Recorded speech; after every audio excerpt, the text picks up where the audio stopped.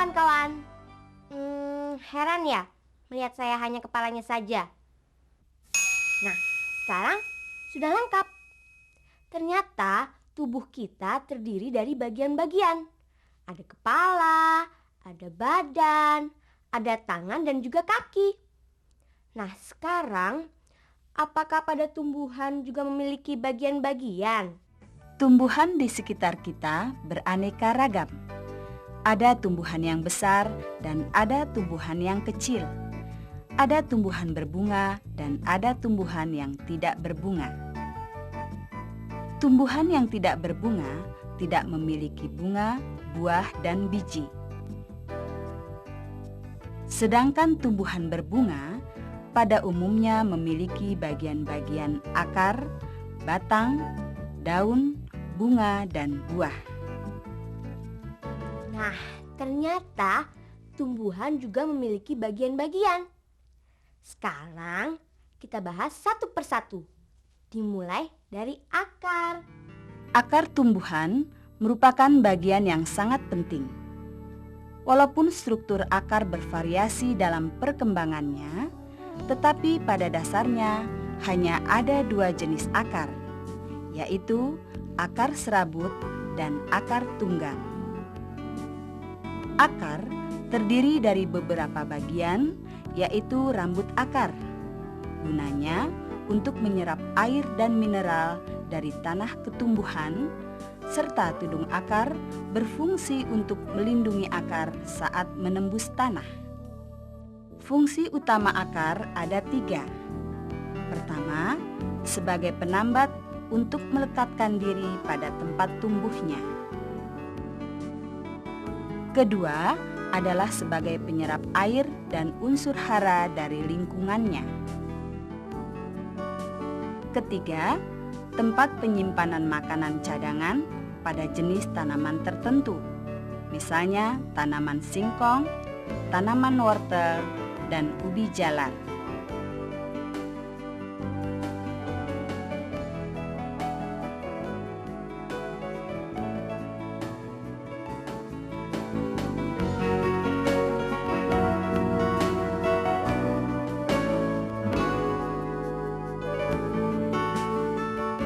Untuk membuktikan bahwa akar menyerap air dan unsur hara, dapat dilakukan percobaan sebagai berikut.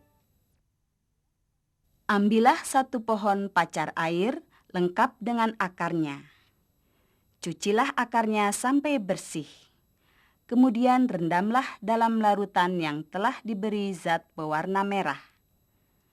Tunggulah beberapa menit dan perhatikan. Ternyata warna akar akan berubah agak merah, kemudian bagian batang, dan pada akhirnya sampai pada daun.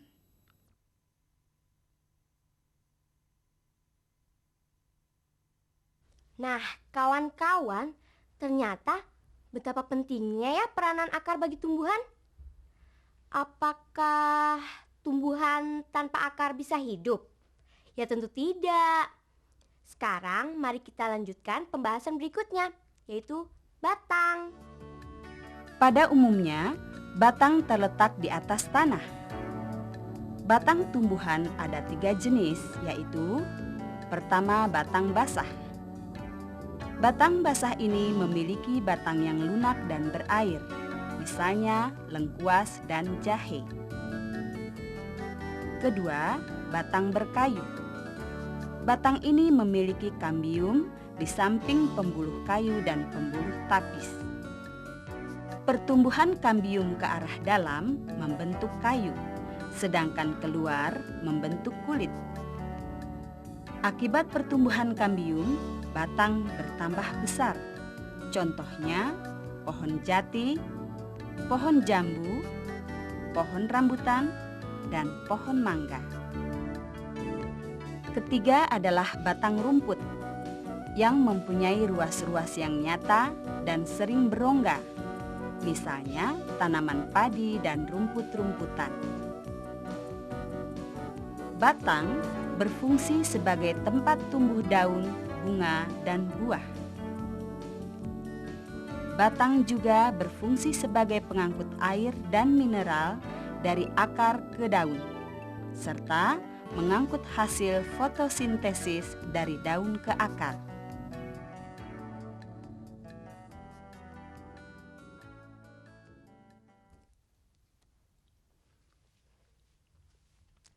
Nah, teman-teman, ternyata kentang ini berasal dari batang dan juga disebut umbi batang.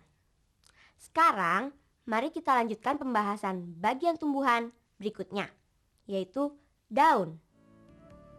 Daun merupakan bagian tumbuhan yang hanya terdapat pada batang. Daun biasanya berbentuk tipis dan berwarna hijau. Pada daun, terdapat bagian-bagian seperti tangkai daun, helai daun, tulang daun, atau urat daun. Ada berbagai macam bentuk daun. Bentuk daun dipengaruhi oleh bentuk susunan tulang daun. Bentuk susunan tulang daun terdiri dari 4 macam. Pertama, tulang daun menyirip.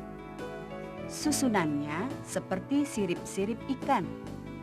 Contohnya daun mangga, daun rambutan, daun jambu, dan daun nangka. Susunan tulang daun kedua adalah tulang daun menjari yang berbentuk seperti susunan jari-jari tangan. Misalnya daun pepaya, daun singkong, dan daun kapas. Bentuk yang ketiga adalah tulang daun yang melengkung, berbentuk seperti garis-garis lengkung. Kedua ujung-ujung tulang daun itu terlihat menyatu, misalnya daun genjer. Susunan tulang daun yang keempat adalah tulang daun sejajar, berbentuk seperti garis-garis lurus yang sejajar, misalnya daun jagung dan daun rumput teki. Ada 2 jenis daun berdasarkan jumlah helai daun pada tangkai daun. Pertama, jika pada satu tangkai daun hanya terdapat 1 helai daun, disebut daun tunggal. Contohnya daun singkong. Kedua, jika pada satu tangkai daun terdapat beberapa helai daun, disebut daun majemuk. Contohnya daun mangga.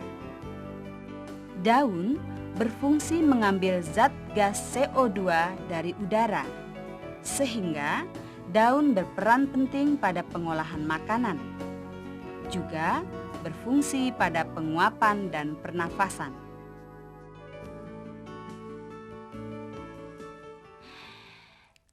Teman-teman pasti suka bunga kan? Bunga ini indah dilihat dan harum. Nah, sekarang mari kita bahas bagian tumbuhan lainnya, yaitu bunga. Bunga memiliki bentuk, ukuran, dan warna yang berbeda-beda dan bervariasi. Dengan mengetahui jenis bunga, kita dapat mengenal jenis tumbuhannya. Bunga tersusun atas beberapa bagian. Bunga lengkap memiliki 5 bagian, yaitu pertama, tangkai bunga yang menghubungkan bunga dengan batang. Bagian ujung tangkai bunga yang membesar merupakan dasar bunga. Kedua adalah kelopak bunga. Saat bunga belum mekar, sebahagian mahkota bunga dibungkus oleh kelopak bunga, biasanya berwarna hijau.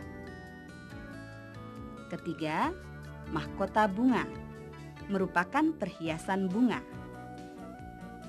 Mahkota bunga memiliki bentuk dan warna yang beraneka ragam.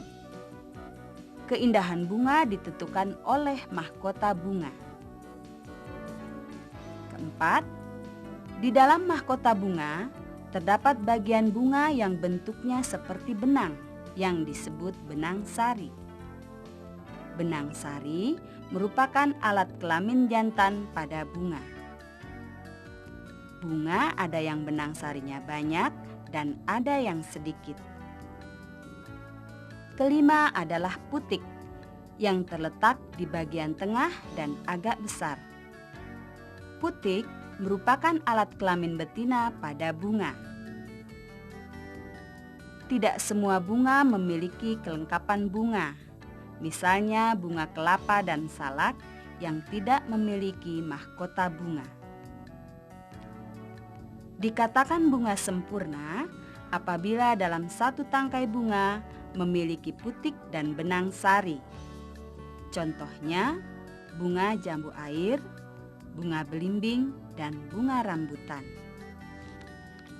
Apabila dalam satu tangkai bunga tidak terdapat putik dan benang sari, maka disebut bunga tidak sempurna.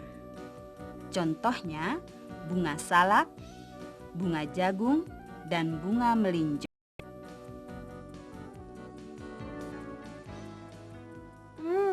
Enak, segar dan manis. Tumbuhan mangga setelah berbunga lalu berbuah. Nah, pembahasan kita berikutnya adalah buah. Seperti halnya bunga, buah juga beraneka ragam bentuk dan warnanya. Keanekaragaman bentuk dan warna buah juga tergantung dari jenis tumbuhannya. Hal yang paling menarik dari buah adalah rasanya. Buah-buahan yang dapat dimakan hampir semua memiliki rasa yang segar. Semua buah berasal dari bunga. Akan tetapi, tidak setiap bunga dapat menjadi buah.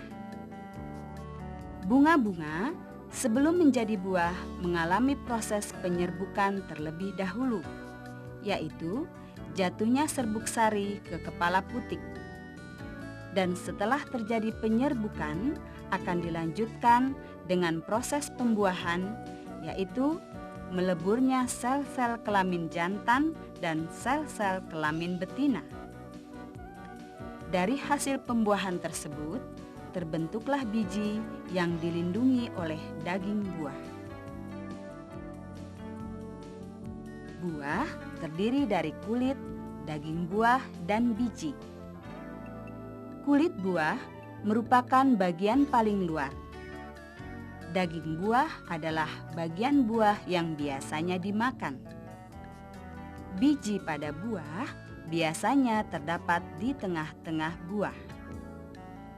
Biji ada yang berkeping satu atau disebut monokotil, misalnya jagung dan padi. Dan ada juga biji yang berkeping dua atau disebut dikotil, misalnya kacang tanah dan semangka.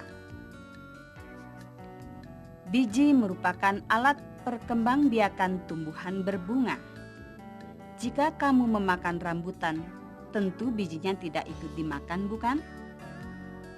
Bila biji tersebut kita buang di halaman rumah, beberapa hari kemudian biji berkecambah dan menjadi pohon rambutan muda. Setelah itu menjadi pohon rambutan dewasa, kemudian berbunga dan berbuah. Setelah buahnya masak, kemudian kita makan dan bijinya kita buang ke kebun.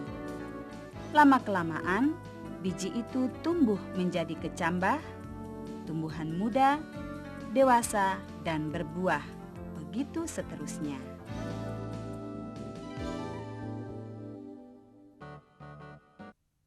Nah, teman-teman, itulah tadi bagian-bagian dari tumbuhan. Ada akar, ada batang, ada daun, ada bunga, dan buah. Nah, teman-teman, sampai jumpa pada program berikutnya.